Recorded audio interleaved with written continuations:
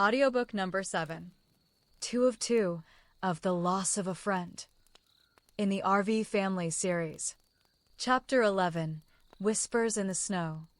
The roads wound higher into the mountains as the Wexlers left misty pines behind.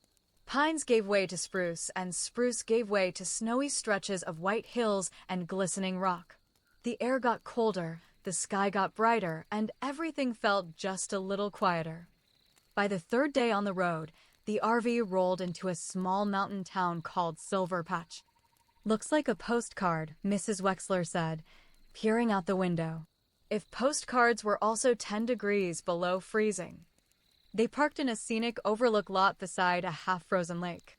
Mayo stood by the window, watching mist curl off the surface like breath.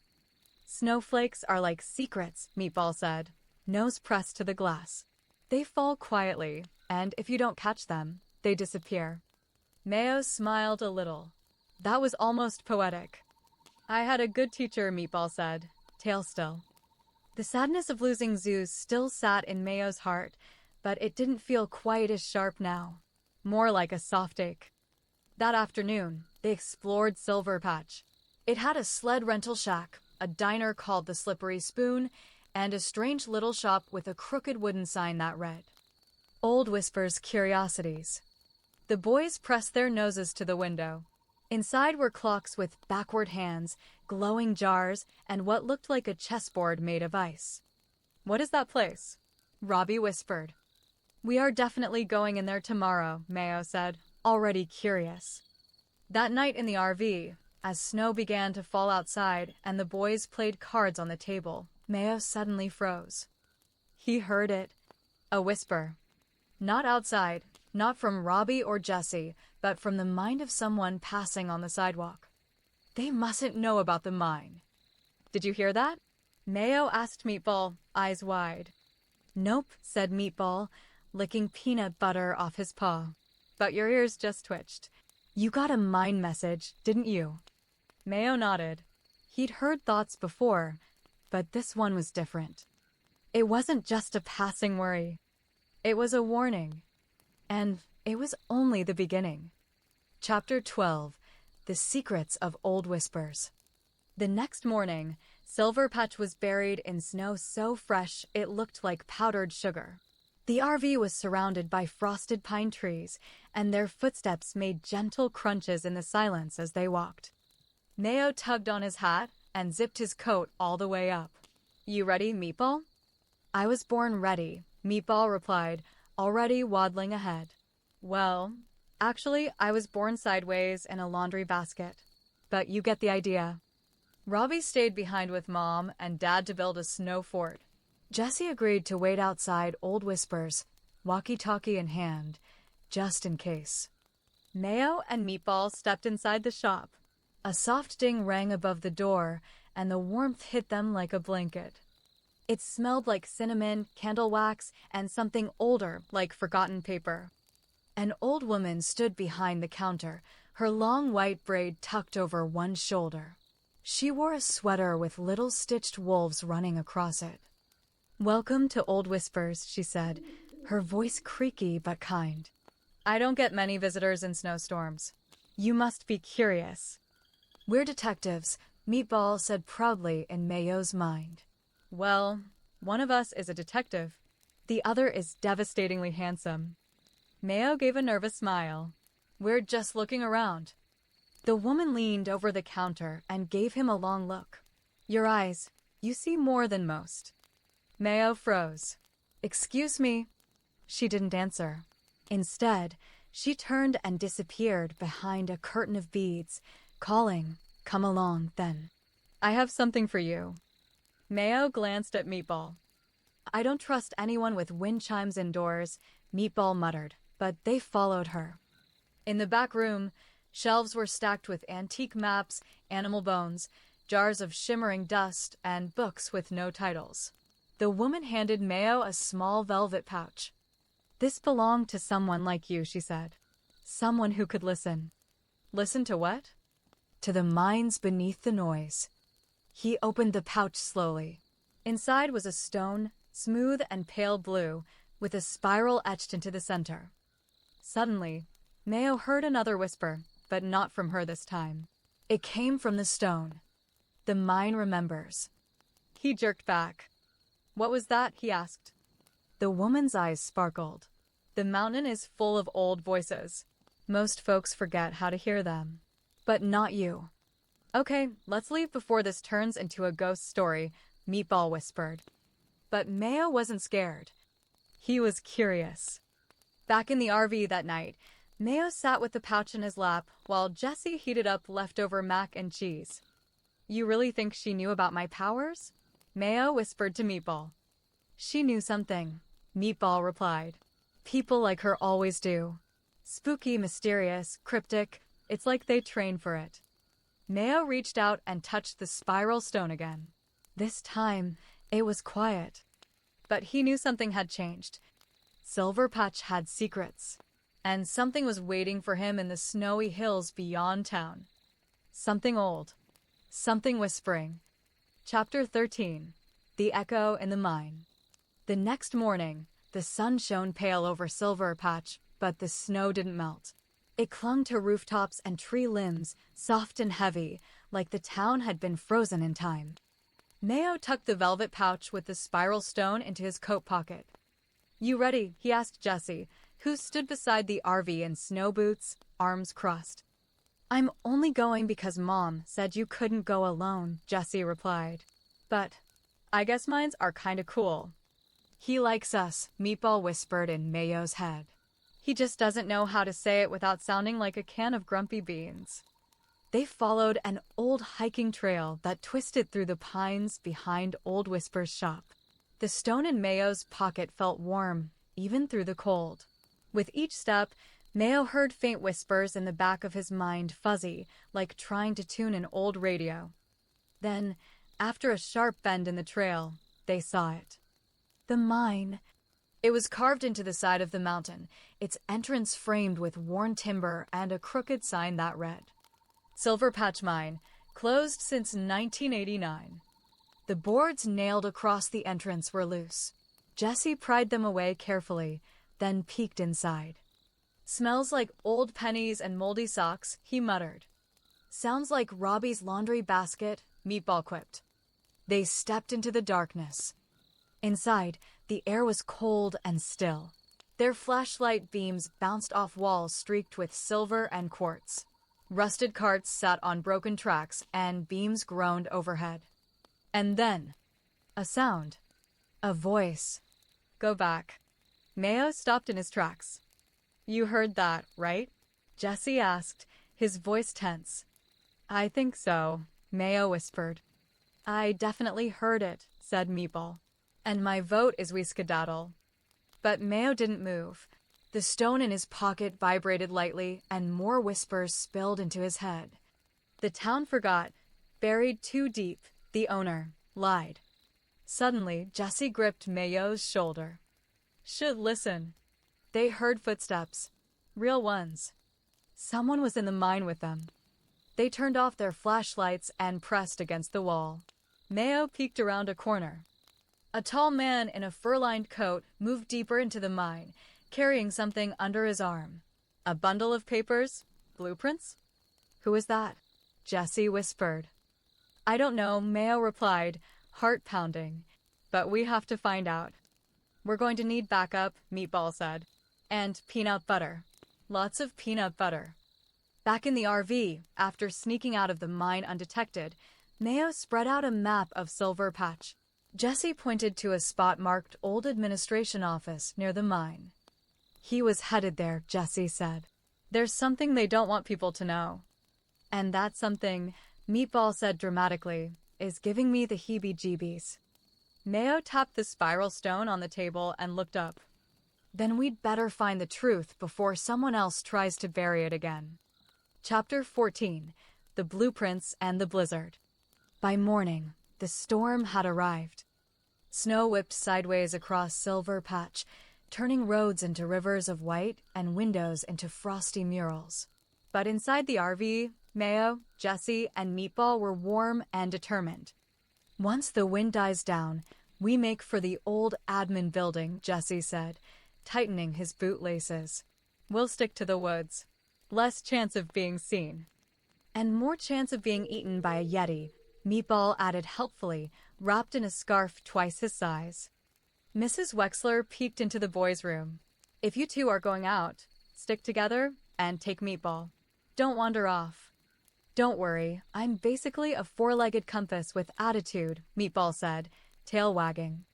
By late afternoon, the wind slowed just enough to travel. They trudged through knee-deep snow toward the abandoned building near the mine. It was made of weathered stone with boarded-up windows and a crooked chimney. A faded government seal still clung to the wooden door. Jesse used a crowbar from the RV's emergency kit to pry it open. The door groaned like it hadn't moved in years. Inside, it was cold but dry. Papers were scattered everywhere. A dusty calendar still hung on the wall, October 1989. The mine closed the same month, Mayo thought. They split up, Jesse checking drawers while Mayo and Meatball searched through dusty boxes. Bingo, Jesse said after a while. He held up a rolled blueprint labeled Silver Patch Tunnels, Extension Plan B. They unrolled it on a table. Mayo traced a shaky finger down a red-marked shaft labeled B3. It says it was never finished, Jesse said. Too dangerous. But look here, it runs right under the town square. Mayo leaned in. There was a note scribbled in pencil. Access sealed. Collapse staged. Blame placed on ventilation failure. Do not disclose. Jesse's eyes widened. They faked the mine collapse? Why? Because someone didn't want folks finding out what's really down there, Meatball said. And I bet it's not just old dynamite and moldy sandwiches. Suddenly, they heard a creak upstairs. Footsteps. Someone's here, Jesse whispered. They dove behind a filing cabinet as the door opened. The man from the mine walked in, brushing snow off his coat. He made straight for a drawer and pulled out more blueprints, this time, ones marked with the bowling alley's location. Mayo's heart jumped. Why would he be interested in the bowling alley? The man muttered to himself. Gotta keep the tunnels quiet. Can't have kids sniffing around. Mayo and Jesse exchanged a look. Then Mayo accidentally kicked a small tin can across the floor. The man spun around. Who's there? Run, Meatball shouted in their minds. They bolted out the back door and into the snowstorm, hearts pounding, blueprints clutched tight. Back in the RV, safe but breathless, they unrolled the maps again. Why the bowling alley? Jesse asked. What are they hiding under there? Mayo stared at the red markings and thought of the birthday party. The strange smells, the creaky floorboards. The clown. We have to go back, Mayo said. Robbie's birthday might have uncovered something big. And once again, the real treasure is under the shoe rack, Meatball muttered, curling up in his blanket. Chapter 15. Back to the bowling alley. The next morning, the storm had quieted, leaving a thick white hush over the town. Everything sparkled like powdered sugar, but Mayo's mind was racing. Why would anyone hide something under a bowling alley? And why fake a mine collapse to cover it up? Jesse folded the blueprint and tucked it inside his jacket. Let's get in, look around, and get out. Fast. You sure you don't want to wear a disguise? Meatball asked. Maybe a hat with a mustache? Meatball, you're a dog. Exactly. No one suspects the dog. They bundled up, grabbed Meatball's leash just for appearances, and trudged through the snow to Big Pin Bowling, the only alley in town. Inside, the warmth hit their faces like a wave. Colorful shoes lined the walls. The smell of nacho cheese lingered in the air. And behind the counter stood the owner, Mr. Dibbs, a heavy-set man with bright red suspenders and the kind of forced grin that made your stomach feel weird. Back again, he said. Lose something at the party? Jesse played it cool. Little brother thought he'd dropped a toy. Mind if we look around? Mr. Dibbs narrowed his eyes, but nodded. Quickly. We're not open yet. Mayo, Jesse, and Meatball made their way down the lanes. Mayo let his hand drift along the wooden floor. He paused at lane 7. This is where Robbie bowled his lucky strike, where the clown stood. He crouched. Something didn't feel right. He knocked lightly on the wood. Hollow. Jesse raised an eyebrow. There's space under there. I think the tunnel runs right beneath this lane, Mayo whispered. Meatball sniffed along the edge of the lane and sneezed. Smells like old secrets and sweaty bowling shoes. Mayo spotted a scuffed maintenance door behind the lanes. Jesse gave it a gentle push. It opened with a rusty creak. Inside was a narrow hallway of pipes, cords, and oil-stained machines. Fluorescent lights flickered above them. At the far end, a square panel in the floor was bolted shut. Think this is it? Jesse asked. Only one way to find out, Mayo said. As Jesse bent to check the bolts, they heard a noise behind them, quick footsteps, and the unmistakable jingle of keys. Mr. Dibbs. He followed us. Hey, Dibbs shouted. That's employees only. Thinking fast, Mayo grabbed the blueprint and waved it like a flag. You lied, he shouted. This alley is sitting on top of a sealed tunnel, and we know you know about it. Dibbs froze. His mouth opened, then snapped shut. What are you, some kind of spy? He barked. You kids don't know what you're messing with. That's usually when we know we're close, Meatball muttered. Jesse stood tall. You faked a mine collapse. People could have gotten hurt. You don't understand, Dibbs said, voice suddenly low.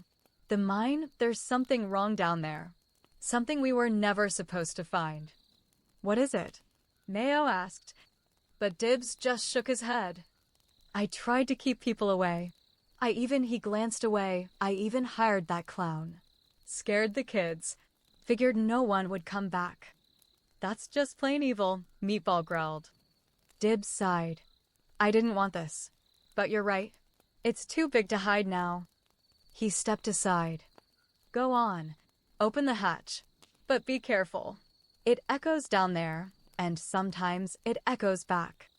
With Jesse's help, Mayo unbolted the square panel. A rush of cold, stale air blew upward.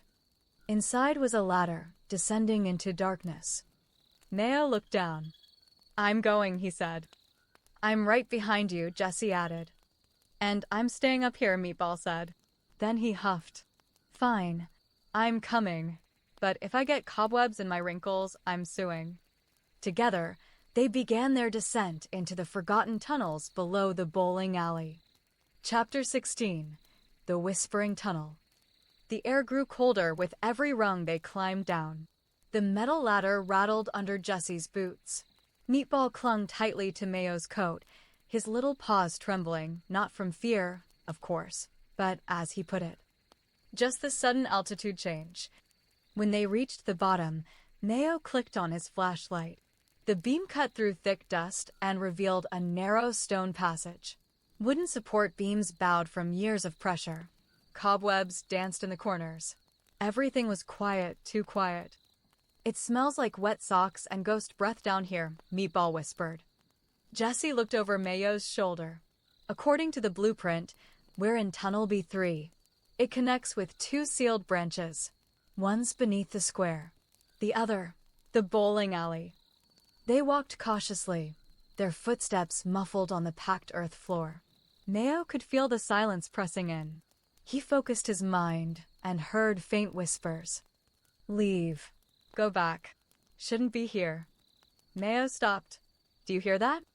Jesse tilted his head. What? Great, Meatball sighed. He's hearing the haunted rocks again. No, Mayo said. They're not ghosts. They're memories. Echoes. He touched one of the wooden beams, and a flash of images poured into his mind. Men in hard hats. Shouting. A loud rumble. A cave-in. Then, an official in a black coat ordering the shaft sealed. Mayo gasped and pulled his hand away. They didn't just fake a collapse. They caused it on purpose. Jesse frowned. To keep people away from something. They pressed on until they reached a heavy door covered in chains. This isn't on the blueprint, Jesse said, puzzled. It's what they were hiding, Mayo said. Suddenly, a sharp voice echoed behind them. "I told you not to come down here." They spun around. Mr. Dibbs stood at the base of the ladder, holding a flashlight, but his voice trembled. "There's something down here," he said. "Something I tried to forget." "What is it?" Mayo asked. Dibbs hesitated, then nodded toward the door. "See for yourself." Jesse and Mayo unlatched the chains. The door creaked open, revealing a chamber lined with metal shelves. On each shelf, old government files, sealed crates, and rows of labeled vials glowing faintly blue. "What is this?" Jesse breathed. Dibbs stepped forward. "It's a research site. Long ago, the government tested mineral-based chemicals from the mine. Said they could enhance memory, sharpen senses, even give children strange abilities." Mayo's heart skipped. "Children? Strange abilities?" "I worked for the mine when I was young," Dibbs continued. "I saw what it did. It didn't make people smarter. It made them different. Some could hear things. Others talked to animals. It was all buried when the experiments ended." Mayo looked down at Meatball, who stared back, eyes wide. "Is this where it started?" Suddenly, the lights flickered. A deep rumble vibrated through the chamber. "Cave in?" Jesse asked. "No," Dibbs said grimly. "The tunnels are waking up." "Okay, that's it," Meatball barked. "Time to Scooby-Doo our tails out of here." They grabbed what files they could and rushed back through the tunnel. Dirt rained from the ceiling as they scrambled up the ladder. Dibbs came last, panting and pale. Above ground, the storm had cleared, but the town looked different. Older, quieter, almost like it was remembering. Back at the RV, Mayo spread the files across the table. Names, dates, formulas, everything pointed to a hidden experiment that had ended in silence. "Mayo," Jesse said, "do you think what happened to you?" Mayo didn't answer. He just looked at Meatball. "I think we were supposed to find this," the little dog said softly, "even if it hurts." Outside, the snow glowed blue under the moonlight. Something was changing in Silver Patch, and Mayo could feel it. Chapter 17, Robbie's Question. The next morning, the Wexler RV was unusually quiet. Mayo sat at the little dinette table with Meatball curled beside him, staring at the stack of government papers they had brought up from the mine. Most were so faded they were barely readable. A few had strange diagrams. One even showed a drawing of a child with sparks drawn around their head. Jesse sat across from him, eyes puffy from lack of sleep. "We should tell Mom and Dad." Mayo shook his head. "They wouldn't believe us." "Not yet." "They'll believe something when the town starts glowing in the dark," Meatball muttered. Robbie came in wearing his pajamas with little foxes on them. He rubbed his eyes and climbed into the booth beside Mayo. He glanced at the files, then at Mayo. "What's that stuff?" Mayo hesitated. "Just papers from under the bowling alley." Robbie was quiet for a minute, then whispered, "Is that why you can hear things?" Mayo's heart jumped. "What do you mean?" Robbie played with a spoon on the table. "You always know when Mom's about to come in. And sometimes you answer my questions before I say them out loud. I figured maybe you had some kind of superpower, like in the comics." Mayo blinked. "He knows." He felt Meatball press against his leg. The dog's voice was calm in his mind. "Maybe it's time, kid. Little brother's not so little." "I can," Mayo said softly. "I can hear some thoughts. And I can talk to animals." Robbie looked up, eyes wide. "Cool. But you can't tell anyone. Not Mom or Dad. Not even Jesse." "I already know," Jesse said, not looking up from his mug. "I've known for a while." "You talk in your sleep." Mayo's face turned red. Robbie grinned. "Wait, so Meatball talks to you? Like, for real?" "Excuse me," Meatball said, lifting his head. "I am right here. And yes, I talk. Mostly to prevent chaos. And because I enjoy cheese." Robbie gasped and clapped. "Oh man, that's awesome." Then his face got serious. Is that why Zeus liked you? Because you could talk to him too? The room fell silent. Mayo felt a lump rise in his throat. Zeus, the wise old dog, the one who saw things clearer than anyone, the one who always knew the right thing to say. He swallowed hard. Yeah, we talked. A lot. Do you miss him? Robbie asked. Mayo nodded slowly. I miss him every second. Robbie leaned over and hugged him tight. Me too. Same here, Meatball said softly. But I still feel him sometimes. Like he's sitting in the sun, just around the corner. Robbie sniffled and wiped his nose. Do you think he's in dog heaven? Meatball scratched his ear. I think he's somewhere warm where the squirrels are slow and the snacks are endless. And I think he's proud of you, Mayo. Jesse stood, clearing his throat and brushing his hair back. Well, I've got to go check the tire pressure. He slipped outside. Mayo, Robbie, and Meatball sat in silence for a while. Then Robbie whispered, Do you think I'll ever get powers too? Mayo smiled. You already have one. Robbie blinked. Really? What is it? Mayo grinned. You're not afraid to ask the hardest questions. Robbie thought about that. That's not really a power. It's one of the best ones, Meatball said. Trust me. I've been around. Mayo ruffled Robbie's hair. Come on, let's get dressed. We've got a case to finish. As they got ready, the storm clouds began to roll back in. Mayo could feel it. Something big was coming. Chapter 18. The Final Clue. The clouds pressed low over Silver Patch like a thick gray blanket. The cold drizzle had returned, soaking everything in its path. But Mayo didn't care. He stood outside the RV in his puffy coat, staring at the bowling alley across the parking lot, where it all began. Inside, Jesse was printing copies of the tunnel diagrams and experiment notes. Robbie was organizing clues on the wall using string and tape. Meatball paced like a little general on patrol. Okay, Meatball said. Let's run it back one more time. We've got one suspicious clown who turned out to be a decoy, one sealed mine full of mystery goo, one bowling alley owner with access to the tunnels, who also happened to plan Robbie's birthday party. And who got real twitchy when I asked about the old security cameras, Mayo added. Exactly. If he didn't rob the bank himself, he definitely helped someone who did. Mayo pulled out the birthday photo Mrs. Wexler had taken Robbie, grinning in front of his cake with Ellie, Landon, Zeus, and the clown in the background. But Mayo's eyes weren't on the cake or the candles. They were on a mirror behind the counter. A mirror that showed a reflection. In the mirror stood the clown, handing something to Mr. Carter, the bowling alley owner. Mayo's heart thudded. He held the photo up to Jesse. Do you see this? Jesse narrowed his eyes. Wait, that's Carter taking something, maybe a bag, behind the counter.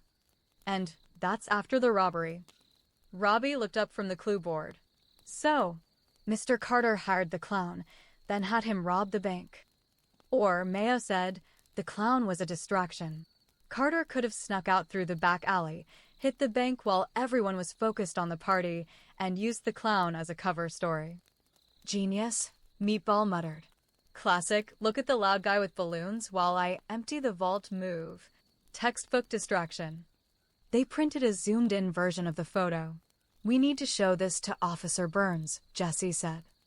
But Mayo shook his head. Not yet. We need Carter to slip up. To admit something. Uh-huh, Meatball purred. We're going full sting operation. I like where this is going. They decided to split up. Jesse would go to the town archive and dig up Carter's history, any other incidents, or shady business.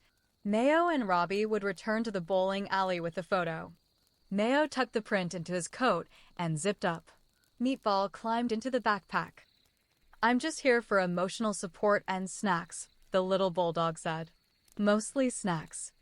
As they approached the alley, the neon sign buzzed faintly. Carter stood behind the counter, cleaning a bowling ball with a rag that looked older than Meatball.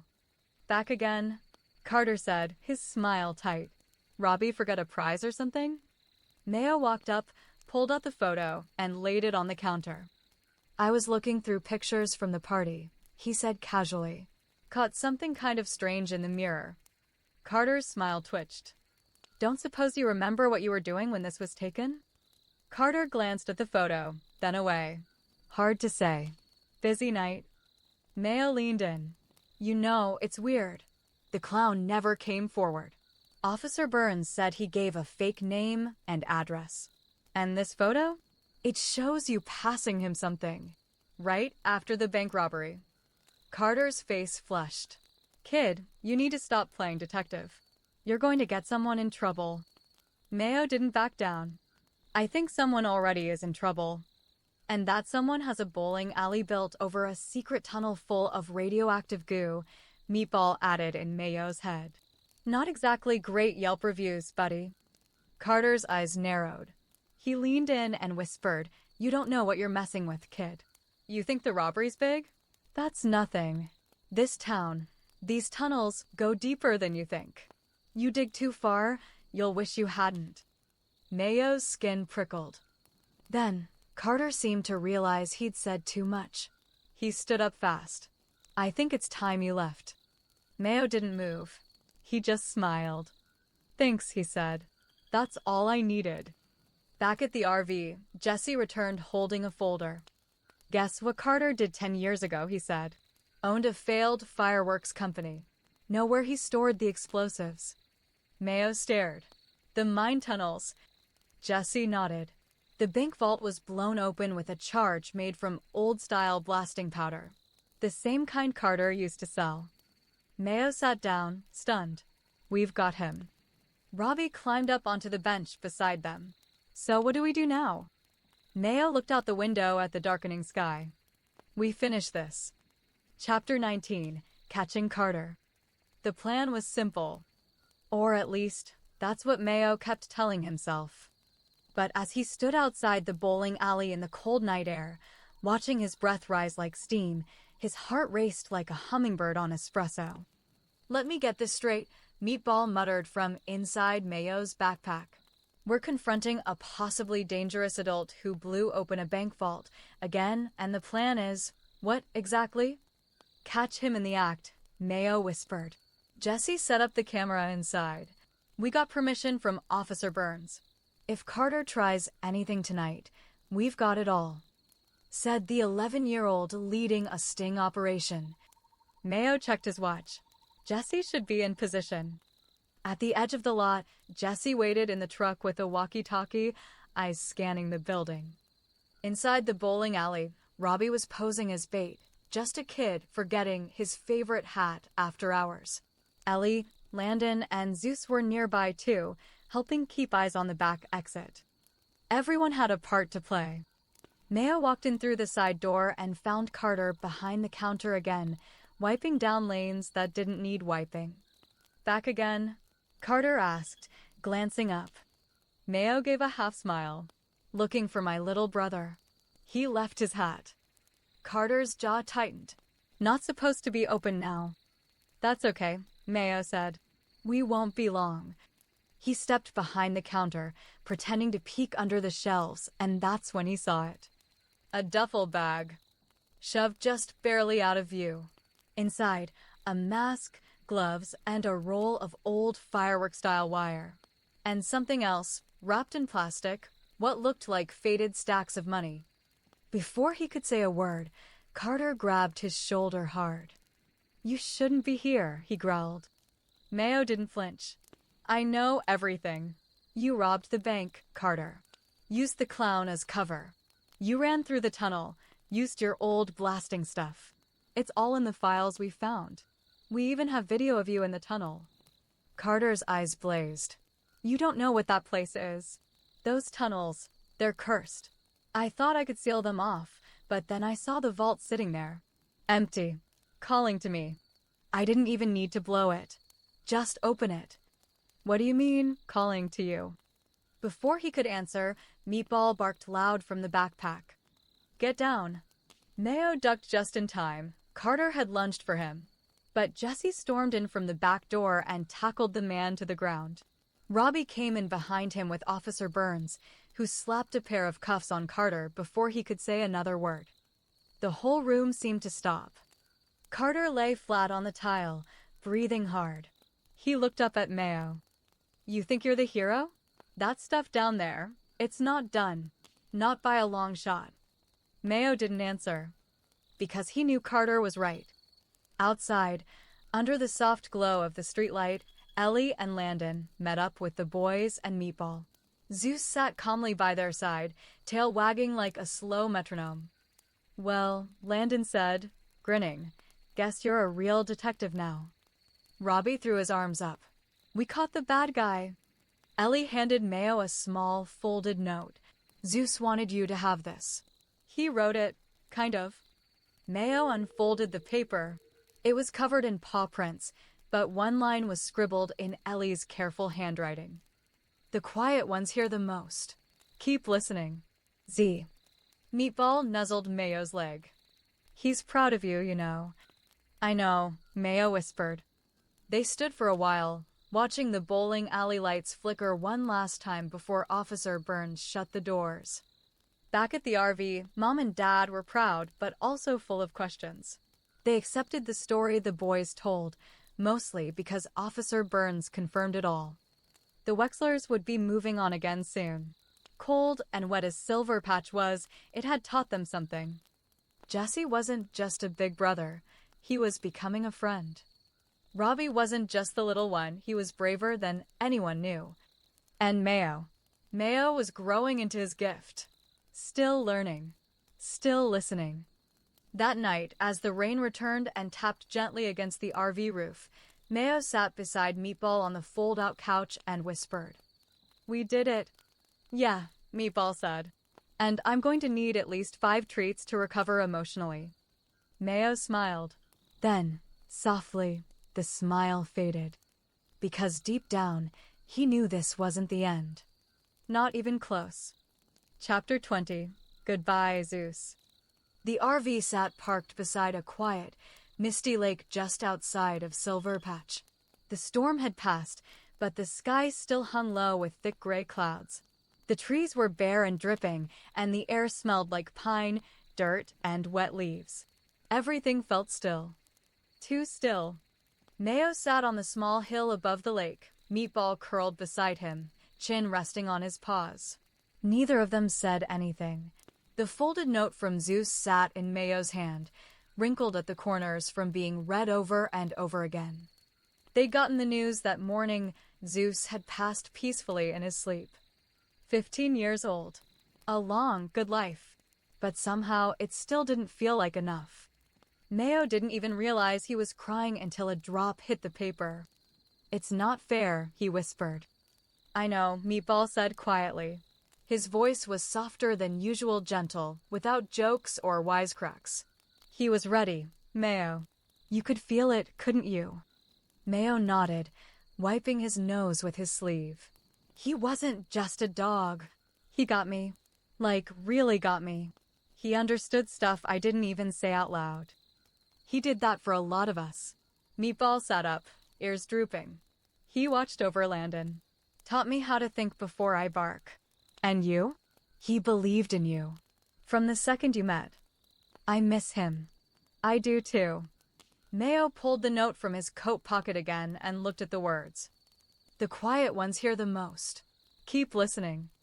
He folded it carefully, like a treasure, and slipped it back into his sketchbook between 2 pages of drawings, one of Meatball with his tongue out, and one of Zeus sitting like a king. The family was quiet that day. Even Jesse didn't blast music through his headphones. Robbie hugged Ellie for a long time before she and Landon said goodbye. Nobody talked much on the drive out of town, but somehow it didn't feel empty.